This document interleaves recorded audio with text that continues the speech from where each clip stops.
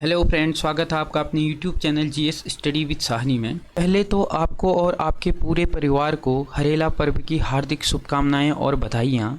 आपका जीवन भी हरेला की तरह हरा भरा हो और आप अपने लक्ष्य में अवश्य सफल हों। आज की क्लास में हम बात करेंगे भारत के राष्ट्रपति और राज्यपाल की समाधान की शक्तियों के बारे में, जहां पर हम देखेंगे कि राष्ट्रपति की शक्तियां राज्यपाल की शक्तियों कितनी भिन्न हैं और कहां-कहां पर राज्यपाल की शक्ति राष्ट्रपति के समान है।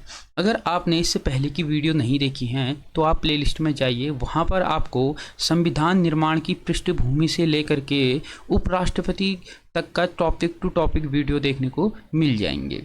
तो वीडियो में बने रहिएगा और प्रत्येक वीडियो का नोटिफिकेशन आपको आसानी से मिल जाए, इसके लिए आप चैनल को सब्सक्राइब कीजिएगा। जो ये क्लास हैं ये आपको आने वाले आरओ प्रवक्ता भर्ती है, इसके लिए काफ़ी महत्वपूर्ण रहने वाली हैं। तो जहाँ पर हम डीपली देखेंगे, टॉपिक टू टॉपिक देखेंगे कि हर एक चीज़ को इसमें आपके सामने हम रखेंगे।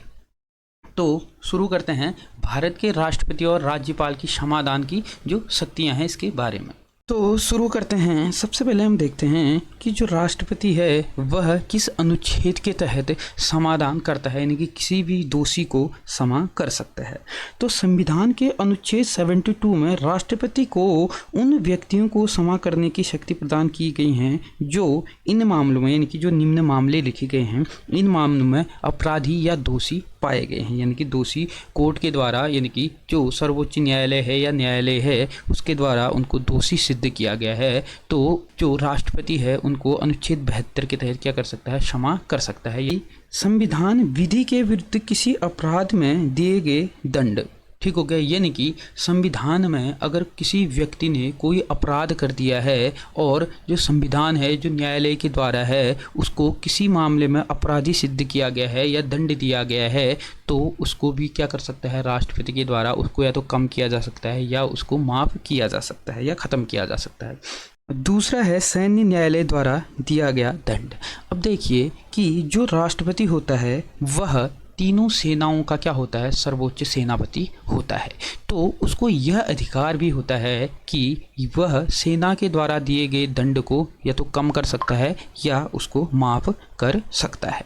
अब दूसरी बात आता है, यदि दंड का स्वरूप मृत्यु दंड है तो भी क्या कर सकता है, राष्ट्रपति उसको कम कर सकता है या मृत्यु दंड को टाल सकता है। तो इन परिस्थितियों के आधार पर अगर किसी भी व्यक्ति को दोषी सिद्ध किया गया है या मृत्यु दंड दी है तो उसको कम कर सकता है या उसको ख़त्म कर सकता है। तो देखते हैं आगे। अब है कि राष्ट्रपति की समाधान शक्तियां न्यायपालिका से स्वतंत्र हैं। जो राष्ट्रपति होता है वह न्यायपालिका से क्या होता है, स्वतंत्र होता है, ठीक हो गया। और दूसरी बात यह है कि जो राष्ट्रपति होता है, राष्ट्रपति पर किसी भी न्यायालय में मुकदमा नहीं चलाया जा सकता है, क्योंकि अब राष्ट्रपति के पास देखो, स्वाभाविक सी बात है, अगर राष्ट्रपति पे मुकदमा चलाते हैं तो राष्ट्रपति के पास यह अधिकार होता है कि वह क्षमा कर सकता है, ठीक हो गया। तो उस पर अगर कोई भी ऐसा मामला आता है किसी भी कोर्ट में, वो क्या कर देगा, इस चीज़ को क्षमा कर देगा, यानी कि उसको माफ़ कर देगा, हटा देगा। तो राष्ट्रपति अपने आप ही जो कानून के तहत जो न्यायालय में केस चल रहा होगा वो अपने आप ही क्या हो जाएगा, खारिज हो जाएगा। इसीलिए राष्ट्रपति की समाधान शक्तियाँ न्यायालय से क्या होती हैं, स्वतंत्र होती हैं, यानी कि भिन्न होती हैं। अपना स्वेच्छा से वो क्या कर सकता है, किसी भी निर्णय को ले सकता है।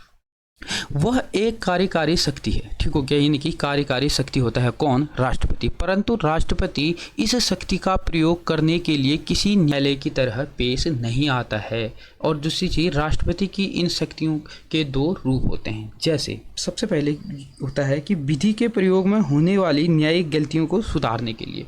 तो हो सकता है कि किसी भी विधि, यानी कि किसी भी कानून के तहत कोई भी अगर न्यायालय में किसी भी प्रकार की अगर कोई दोषी नहीं है, ठीक हो गया, तो उसके विरुद्ध कोई ऐसे झूठे अगर केस लाए जाते हैं और वह दोषी पाया जाता है, तो उस परिस्थिति में न्यायालय की क्या होगी, वो तो गलती होगी। और न्यायालय किस पे चलता है, सबूतों पे चलता है, और सबूत अगर उसके पेश नहीं किए जाते हैं तो वो क्या हो जाता है, दोषी सिद्ध हो जाता है। तो अगर ऐसी कोई भी गलती हो गई है अगर न्यायालय के द्वारा, तो उसको भी क्या कर सकता है, राष्ट्रपति सुधार सकता है, यानी कि उसकी जो सज़ा है उसको ख़त्म कर सकता है या उसको कम कर सकता है। दूसरी चीज़ यह है, यदि राष्ट्रपति दंड का स्वरूप अधिक कड़ा समझता है, ठीक हो गया, यदि राष्ट्रपति किसी भी दंड का स्वरूप क्या होता है कि कठोर कारावास मतलब कि वहाँ पर उसको काम परिश्रम करते हुए, मतलब अपना कारावास भी पूरा करना है और उसमें हार्ड वर्क भी करना है। तो अगर उसको लगता है राष्ट्रपति को कि इसका जो दंड का स्वरूप है वह कठोर है, तो उसका बचाव प्रदान करने के लिए भी यह कर सकता है, यानी कि उसको कठोर कारावास से क्या कर सकता है, सामान्य कारावास यानी कि न्यूनतम कारावास में उसको परिवर्तित कर सकता है। इन दो आधारों पर राष्ट्रपति को क्या होती है, शक्ति होती है।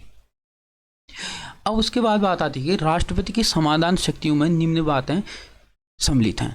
अब क्या क्या इसमें बातें सम्मिलित हैं, तो इसको देखते हैं हम। अब 5 प्रकार से राष्ट्रपति क्या कर सकता है, समाधान कर सकता है। कितने प्रकार से, 5 प्रकार से, ठीक हो गया। 5 प्रकार से राष्ट्रपति क्या कर सकता है, किसी व्यक्ति को क्षमा कर सकता है। अब इस 5 में हम देखते हैं कि क्या क्या होते हैं। अब सबसे पहली बात आती है क्षमा, ठीक हो गया, यानी कि किसी को क्षमा करना, किसी को माफ़ करना। हम कहते हैं ना कि यार मुझे माफ़ कर दे, मुझे क्षमा कर दे, मेरे से गलती होगी, तो इसी प्रकार से होता है एक शब्द क्षमा। तो क्षमा की बात आती है तो अब वहाँ पे ऐसा तो कहेगा नहीं ना कि मेरे से गलती होगी, मेरे से ये हो गया। ये तो एक समझने के लिए है कि क्षमा शब्द होता क्या है। क्षमा मतलब उसको माफ़ करना, ठीक हो गया। अब बात आती है क्षमा। तो क्षमा में होता क्या है, इसमें दंड और बंदीकरण दोनों को हटा दिया जाता है, ठीक हो गया। अगर किसी को व्यक्ति को दंड दिया गया है, ठीक हो गया, अगर राष्ट्रपति चाहे तो उसका जो दंड है, उसको जो बंदी बनाया गया है, उसको क्या कर सकता है, हटा सकता है, उसको ख़त्म कर सकता है। तथा दोषी की भी दंडादेशों और निर्हरताओं से पूर्ण मुक्त कर दिया जाता है। मतलब कि अगर किसी व्यक्ति को न्यायालय में दोषी सिद्ध किया गया है, मतलब उसको दोषी मान लिया गया है न्यायालय के द्वारा, तो अब क्या होता है कि राष्ट्रपति अगर चाहे तो उस व्यक्ति का दोष पूरी तरीके से क्या कर सकता है, समाप्त कर सकता है। उसको दोषी, जो उस पर दोषी का जो धब्बा लग गया है, उस धब्बे को भी क्या कर सकता है, ख़त्म कर सकता है। यानी कि उस पर जो कार्यवाही की गई है, उस कार्यवाही को पूर्ण रूप से यानी कि क्षमा कर दिया जाता है, ठीक है। जैसे कहते हैं ना कि कोई भी चीज़ अगर झगड़ा होता है आपस में कभी 2 लोगों का, तो आपस में वो लोग फिर जब सलाह मशवरा करते हैं तो क्या होता है कि एक दूसरे आदमी से क्षमा मांग लेते हैं, फिर बाद में नॉर्मल हो जाते हैं। तो उसी प्रकार से क्षमा में क्या होता है कि किसी भी प्रकार का अगर दंड दिया गया है तो अगर राष्ट्रपति चाहे तो उस दंड को ख़त्म कर सकता है पूरी तरीके से। अगर उसको कारागार में डाला गया है तो उसको कारागार से मुक्त किया जा सकता है, इनकी स्वतंत्र कर दिया जाता है। तो इसका ये होता है क्षमा में। अब दूसरी बात आती है लघुकरण, जिससे शब्द से ही लग रहा है कि लघु मतलब कम करना, ठीक हो गया, यानी कि छोटा। लघुकरण इसका अर्थ ही दंड के स्वरूप को बदलकर कम करना होता है, ठीक हो गया। यानी कि लघु मतलब कम करना हो गया। अगर दंड, जैसे किसी व्यक्ति को दंड दिया गया है, ठीक हो गया, यानी कि है उसका सपोज दैट उसको दे दिया कि आजीवन कारावास की बात करती है। अब आजीवन की बात है तो ज़िंदगी भर वह क्या करेगा, जब तक मरेगा नहीं वह कारागार में ही रहेगा। तो उस परिस्थिति में क्या कर सकता है राष्ट्रपति, उसका जो दंड है उसको क्या कर सकता है, जैसे आजीवन है तो उसको 10 साल कठोर कारावास में परिवर्तित कर सकता है या 5 साल कठोर कारावास में परिवर्तित कर सकता है। तो इस प्रकार से होता है कि लघुकरण में किसी भी व्यक्ति का जो दंड है उसको कम किया जा सकता है, ठीक हो गया। उदाहरण के लिए जैसे अगर किसी व्यक्ति को मृत्यु दंड दिया गया है और उसका लघुकरण कर कठोर कारावास में परिवर्तित कर दिया जाता है, ठीक हो गया, जिसे साधारण कारावास में भी परिवर्तित किया जा सकता है। जैसे मैंने बताया था अभी कि अगर कोई व्यक्ति है, अगर उसको क्या कहते हैं आजीवन कारावास में परिवर्तित कर दिया गया है तो उसको क्या कर सकते हैं, साधारण कारावास में भी परिवर्तित कर सकते हैं। अब दूसरी चीज़, अगर किसी व्यक्ति को मृत्यु दंड दे दिया गया है तो उसको क्या कर सकते हैं, कठोर कारावास में परिवर्तित कर सकते हैं। लघुकरण का मतलब ही होता है कि दंड का जो स्वरूप है उसको कम करना, उसको छोटा करना। अब उसके बाद तीसरा जो आता है वह आता है परिहार। अब परिहार का मतलब होता है कि इसका अर्थ है कि दंड के प्रकृति में परिवर्तन किए बिना ही उसकी अवधि कम कर देना। जैसे उदाहरण के लिए है कि 2 वर्ष के कठोर कारावास को 1 वर्ष के कठोर कारावास में परिवर्तित कर देना। जैसे किसी भी व्यक्ति को 2 साल का कारावास मिल गया है, ठीक हो गया। अब परिहार का मतलब ही होता है कि दंड है, जो दंड दिया गया है वह दंड तो वैसा ही होगा, लेकिन उसकी जो अवधि होगी वह कम कर दी जाएगी, ठीक हो गया। जैसे लघुकरण में तो था कि कठोर कारावास को साधारण कारावास में बदल देंगे, मतलब छोटा कर देंगे, या मृत्युदंड को आजीवन कारावास में बदल देंगे, यानी कि छोटा कर देंगे। परंतु जो परिहार होता है, परिहार में क्या किया जाता है कि जो दंड है, जैसे कठोर अगर कारावास दिया गया है तो उसका जो कठोर कारावास है वह वैसा ही रहेगा, ठीक हो गया। उसकी जो प्रकृति होगी वह सेम रहेगी, परंतु जो उसका समय होगा वह समय पीरियड कम हो जाएगा। इसी का मतलब होता है परिहार। अब चौथी चीज़ आती है विराम। मतलब राष्ट्रपति चाहे तो क्या कर सकता है कि किसी सजा को कुछ परिस्थितियों में, यानी कि किन्हीं विशेष परिस्थितियों में क्या कर सकता है, उसको रोक सकता है। जैसे जब कोई व्यक्ति शारीरिक रूप से क्या है, कमज़ोर है, यानी कि अपंग है, विकलांग है, या महिलाओं को गर्भावस्था की अवधि में, ठीक हो गया। यानी कि राष्ट्रपति ऐसा चाहे तो कर सकता है, यह राष्ट्रपति के विवेक पर निर्भर करता है, ठीक हो गया। जैसे कोई व्यक्ति विकलांग है, अपंग है, अब राष्ट्रपति को लगता है कि इसको सज़ा नहीं देनी चाहिए, तो उस परिस्थिति में भी उसकी जो अपंगता है उसको किसी समय के लिए क्या होगा कि उसको रोक दिया जाएगा, कि इतने समय के लिए रोक दिया है जब तक वह सही नहीं हो, ठीक हो गया। और दूसरी चीज़ है महिलाओं को गर्भावस्था, अगर महिला गर्भवती है तो अब जेल में तो उसको ऐसी मतलब सुख सुविधाएँ नहीं मिल पाएंगी जो एक गर्भवती महिलाओं को मिलनी चाहिए, ठीक हो गया। तो क्या होता है कि जो गर्भावस्था है, उस गर्भावस्था में भी महिला को क्या कर सकता है, उसकी केस जो उसकी सज़ा है उसको रोक सकता है। कब तक? जब तक वह क्या ना हो जाए, अपने जो बच्चे को है जन्म ना दे दे, ठीक हो गया। तो विराम का मतलब ही क्या होता है कि सज़ा को रोक देना, मतलब कुछ समय के लिए, ठीक है। उसके बाद वह अपनी सज़ा को काट लेगा। जैसे अगर गर्भवती महिला है तो अगर जब उसका बच्चा हो जाता है उसके बाद क्या हो जाएगा, जो जितनी उसको सज़ा दी जाएगी उसके बाद उसकी क्या कहते हैं, अपनी सज़ा काट लेगी, ठीक हो गया। तो विराम का मतलब समझ गए होंगे।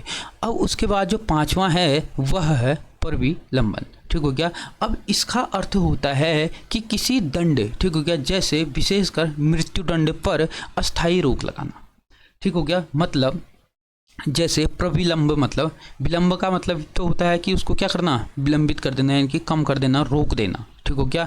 तो अब प्रविलंबन का मतलब होता है कि किसी विशेष अवस्था में, ठीक हो गया, क्या होता है कि जैसे मृत्युदंड है उसको क्या कर देना, रोक देना। क्यों?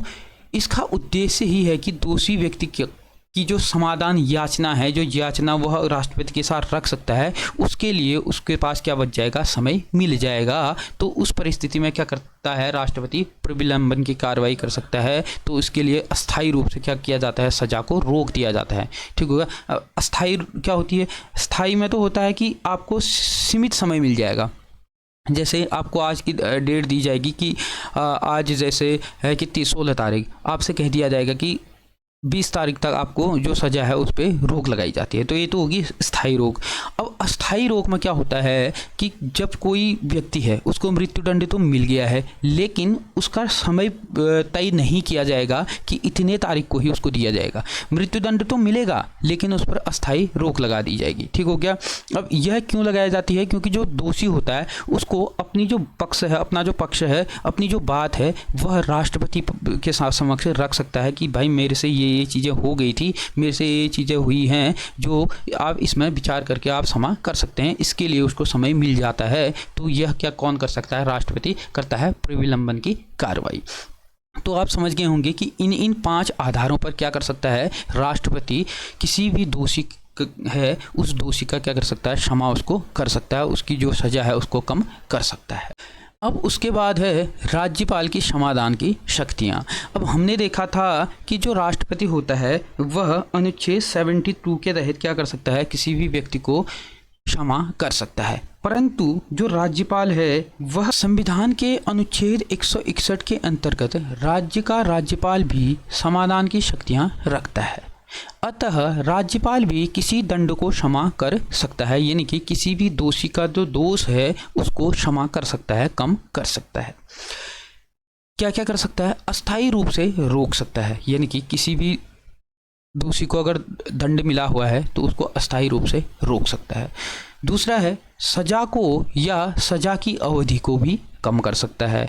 उसके बाद वह राज्य विधि के विरुद्ध अपराध में दोषी व्यक्ति की सजा को निलंबित कर सकता है। किसको, राज्य विधि के विरुद्ध, मतलब अगर राज्य में अगर कोई ऐसा व्यक्ति है, राज्य की विधि यानी कि राज्य के द्वारा उसको दोषी सिद्ध किया गया है, किसी भी राज्य के द्वारा किसी व्यक्ति को अगर दोषी सिद्ध किया गया है तो ही क्या कर सकता है, वह उसको की सजा को निलंबन कर सकता है, ठीक हो क्या। परंतु अगर केंद्र के द्वारा किसी को अगर दोषी सिद्ध किया गया है तो उस पर राज्यपाल नहीं करेगा, उस पर कौन करेगा, राष्ट्रपति करेगा। दूसरी चीज है दंड का स्वरूप बदल सकता है। ठीक हो गया। कठोर कारावास अगर किसी को मिला है तो उसको वह साधारण कारावास में बदल सकता है। दूसरा है दंड की अवधि को कम कर सकता है। जैसे अगर 10 वर्ष की के लिए अगर कोई व्यक्ति को दंडित किया गया है, उसको दोषी सिद्ध किया गया है, उसको सजा दी गई है, तो उसको 5 वर्ष कर सकता है। ठीक हो गया। परंतु निम्न दो परिस्थितियों में राज्यपाल की शक्तियां राष्ट्रपति से क्या होती हैं, भिन्न होती हैं। राष्ट्रपति सैन्य न्यायालय द्वारा दी गई सजा को क्षमा कर सकता है, परंतु राज्यपाल नहीं कर सकता। अब इसको समझिए कैसे। अब देखो कि जो राष्ट्रपति होता है वह तीनों सेनाओं का क्या होता है, सर्वोच्च सभापति होता है। तीनों सेनाओं का सभापति होता है। परंतु जो राज्यपाल होता है वह किसी विशेष राज्य में होता है। ठीक हो गया। किसी विशेष राज्य का होता है और वह किसके प्रसाद पर्यंत होता है, राष्ट्रपति के प्रसाद पर्यंत होता है। मतलब वो जितना चाहे उतने समय तक, जब तक राष्ट्रपति चाहेगा उसको तब तक क्या करेगा, किसी भी राज्य में राज्यपाल बनाए रख सकता है। अगर जब चाहेगा राष्ट्रपति की उसको हटा देना चाहिए तो वो क्या कर देगा, उसको हटा देगा। ठीक हो गया। तो सैन्य मामलों में राज्यपाल क्या नहीं कर सकता है, क्षमा नहीं कर सकता है। सिर्फ कौन कर सकता है, राष्ट्रपति कर सकता है। दूसरी चीज, राष्ट्रपति मृत्युदंड को क्षमा कर सकता है परंतु राज्यपाल नहीं कर सकता है। मतलब कि किसी भी अगर राज्य में किसी भी हाईकोर्ट के द्वारा अगर किसी व्यक्ति को क्या कर दिया गया है, मृत्युदंड दे दिया गया है, तो उस परिस्थिति में क्या कर सकता है, जो राज्यपाल है वह मृत्युदंड को कम नहीं कर सकता है। सिर्फ और सिर्फ इसको राष्ट्रपति ही क्या करेगा, क्षमा करेगा। मृत्युदंड के मामले में सिर्फ अधिकार क्षमा करने का किसको होता है, राष्ट्रपति को होता है, राज्यपाल को नहीं होता है। ठीक हो गया। राज्य विधि द्वारा मृत्युदंड की सजा को क्षमा करने की शक्ति राष्ट्रपति में ही निहित होती है, राज्यपाल में नहीं होती है। ठीक हो गया। अब उसके बाद हालांकि राज्यपाल मृत्युदंड को निलंबित दंड का स्वरूप परिवर्तित अथवा दंडावधि को कम कर सकता है। ठीक हो गया। यानी कि जो मृत्युदंड है उसको क्या कर सकता है, निलंबित कर सकता है। मतलब उसको कुछ समय के लिए रोक सकता है, दंड का स्वरूप परिवर्तित कर सकता है अथवा दंडावधि को कम कर सकता है। ठीक हो गया। लेकिन मृत्युदंड को समाप्त नहीं कर सकता है। दूसरी शब्दों में कहें तो मृत्युदंड को निलंबन, दंडावधि कम करना और दंड का स्वरूप बदलने से संबंधित राज्यपाल और राष्ट्रपति की शक्तियां समान होती हैं। ठीक हो गया। परंतु मृत्युदंड को आजीवन कारावास में परिवर्तित नहीं करता है। और सैन्य मामले में अगर कोई भी व्यक्ति को अगर दोषी सिद्ध किया गया है तो उस मामले में भी राज्यपाल उसको क्षमा नहीं कर सकता है। उस पर सिर्फ किसको अधिकार है, राष्ट्रपति को ही अधिकार है। उच्चतम न्यायालय ने राष्ट्रपति की समाधान शक्तियों का विभिन्न मामलों में अध्ययन कर निम्नलिखित सिद्धांत बनाए हैं। ठीक हो गया। यानी कि सर्वोच्च न्यायालय के द्वारा क्या किया गया है कि जो राष्ट्रपति है उसके जो शक्तियां हैं, उसकी जो समाधान की शक्तियां हैं, उनको अध्याय टू अध्याय क्या किया गया है, अलग अलग सिद्धांत उसको दिए गए हैं। सबसे पहले देखें, दया की याचना करने वाले व्यक्ति को राष्ट्रपति से मौखिक सुनवाई का अधिकार नहीं है। अगर कोई व्यक्ति दया की याचना राष्ट्रपति के पास लेकर के जाता है तो राष्ट्रपति उसको मौखिक रूप से क्या नहीं कर सकता है, सुनवाई नहीं करेगा। ठीक हो गया। दूसरी चीज, राष्ट्रपति प्रमाणित साक्ष्य का पुनः अध्ययन कर सकता है और उस पर विचार न्यायालय में भिन्न हो सकते हैं। ठीक हो गया। मतलब राष्ट्रपति क्या कर सकता है, जो न्यायालय में जो साक्ष्य रखे हैं दोषी ने, उसके तहत उसको क्या किया जाता है, दोषी सिद्ध कर दिया जाता है। परंतु जो राष्ट्रपति है उन साक्ष्यों का पुनः अध्ययन कर सकता है और जो उस पर जो विचार राष्ट्रपति करेगा वह न्यायालय के तरह नहीं करेगा। उससे उसके विचार क्या होंगे, भिन्न हो सकता है। ठीक हो गया। अलग हो सकता है क्योंकि उसको स्वतंत्र है वो अपने विचारों को क्या कहते हैं रखने में, या अपने जो समाधान की याचना है उसको क्या कहते हैं क्षमा करने के लिए वह क्या होता है, स्वतंत्र होता है। तीसरी चीज, राष्ट्रपति इन शक्तियों का प्रयोग केंद्रीय मंत्रिमंडल के परामर्श पर करेगा। ठीक हो गया। क्या होता है, राष्ट्रपति, आपको पता है कि भारत में जो वास्तविक जो प्रधान होता है वह कौन होता है, प्रधानमंत्री होता है। यानी कि जो मंत्रिमंडल है वह क्या होती है, प्रधान होती है। तो राष्ट्रपति कोई भी कार्रवाई करता है, अगर वह आपातकाल से संबंधित हो या किसी भी व्यक्ति को समाधान से संबंधित हो, इन किसी भी मामलों में अगर उसको निर्णय देना है तो उससे पहले वह क्या करता है, केंद्रीय मंत्रिमंडल है जो उससे अपना क्या करेगा, परामर्श करता है। उसके बाद है राष्ट्रपति अपने आदेशों का कारण बताने के लिए बाध्य नहीं है। उसके बाद बात आती है कि राष्ट्रपति न केवल दंड पर राहत दे सकता है बल्कि प्रमाणिक भूल के लिए भी राहत दे सकता है। अब होती है नहीं, कभी कभी क्या होती है, किसी परिस्थिति में गलत प्रकार से किसी व्यक्ति को सजा मिल जाती है, यानी कि कहीं पर क्या कहते हैं न्यायालय के द्वारा भूल हो जाती है, तो उसको भी क्या करता है, वह राहत देता है, यानी कि उसको भी वह सुधार सकता है। उसके बाद है कि राष्ट्रपति को अपनी शक्तियों का प्रयोग करने के लिए उच्चतम न्यायालय द्वारा कोई भी दिशा निर्देश निर्धारित करने की आवश्यकता नहीं है। मतलब कि जो राष्ट्रपति है वह अपने स्वविवेक से अपनी शक्तियों का प्रयोग कर सकता है, उसको सर्वोच्च न्यायालय के द्वारा दिशा निर्देश देने की आवश्यकता नहीं है। ठीक हो क्या? परंतु क्या है कि अनुच्छेद 143 अनुच्छेद 143 के तहत क्या है कि राष्ट्रपति सर्वोच्च न्यायालय से परामर्श ले सकता है, लेकिन वह इस परामर्श को करेगा ही करेगा, इसके लिए वह बाध्य नहीं होता है। ठीक हो गया?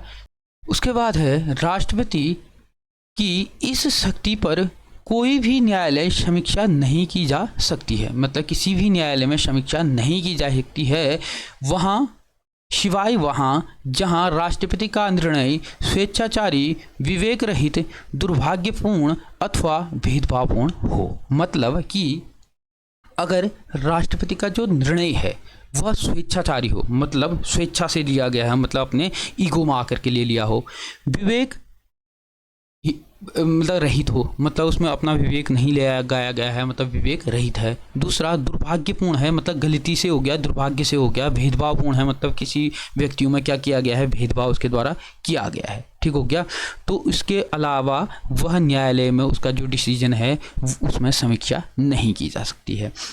उसके बाद अंतिम है, जब समाधान की पूर्व याचिका राष्ट्रपति ने रद्द कर दी हो तो दूसरी याचिका नहीं दायर की जा सकती है। मतलब कि अगर दोषी के द्वारा राष्ट्रपति के पास एक बार अपनी क्षमा याचना भेज दी जाती है, याचिका लगा दी जाती है और राष्ट्रपति ने उसे अस्वीकार कर दिया है, मानने से मना कर दिया है, उसे खारिज कर दिया है, तो जो दोषी है वह याचिका दोबारा से उसके पास लेकर के नहीं जा सकता है। ठीक हो गया? तो ये टॉपिक आप अच्छे से समझ गए होंगे। अगर वीडियो अच्छी लगी तो ज़्यादा से ज़्यादा लोगों को शेयर कीजिएगा।